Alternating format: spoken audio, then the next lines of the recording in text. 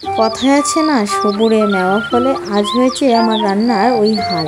দেখুন, যেই না রান্না চাপাতে যাচ্ছি অমনি এত জোরে হাওয়া বৃষ্টি শুরু হয়েছে। ভাবছি কি জানি আজ কি রান্না শেষ করতে পারি নাকি, এই ভেবেই রান্না শুরু করে দিলাম। ভাবলাম যা হয় দেখা যাবে।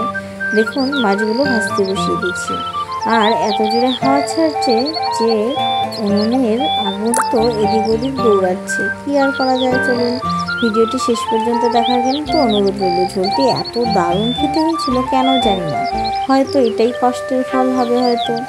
তো দেখুন, আমি প্রথমে কিছু কাতলা মাছ নিয়েছিলাম, কিন্তু কাতলা মাছটাতে নুন হলুদ মাখিয়ে নিয়ে কিন্তু লালচে করে ভেজে নিয়েছি। তারপর ওই মাছ ভাজার তেলে দিয়ে দিলাম কিছু পেঁয়াজ কুচি। আর ভিডিওটি ভালো লাগলে চ্যানেলটি সাবস্ক্রাইব করে বেল নোটিফিকেশানটা অন করে দেবেন। আমি কিন্তু গ্রামাঞ্চলে খুব পূর্ণ রান্না খুব সহজভাবে আপনাদের সামনে তুলে ধরার চেষ্টা করি। একবার হলেও আমার চ্যানেলটা ভিজিট করে যাবেন, আশা করছি আপনাদের অবশ্যই ভালো লাগবে। দেখুন, পেঁয়াজটা আমার যখন লালচে হয়ে গেছে তখন কিছুটা মশলা দিয়ে দিলাম। মশলাতে ছিল কিন্তু জিরে, ধনে, লঙ্কা, আমি সব কিছু একসাথে বেটে নিয়েছিলাম। তারপর দিয়ে দিলাম মাছগুলো, দিয়ে একসাথে কিছুক্ষণ সময় ধরে কিন্তু কষিয়ে নেব।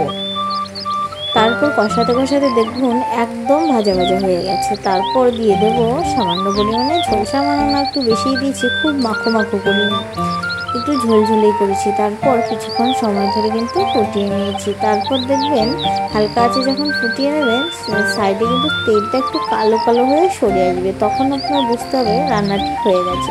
আর নামিয়ে নিন, গরম গরম পরিবেশন করুন। দারুণ খেতে হয়েছিল, একবার হলেও ট্রাই করবেন।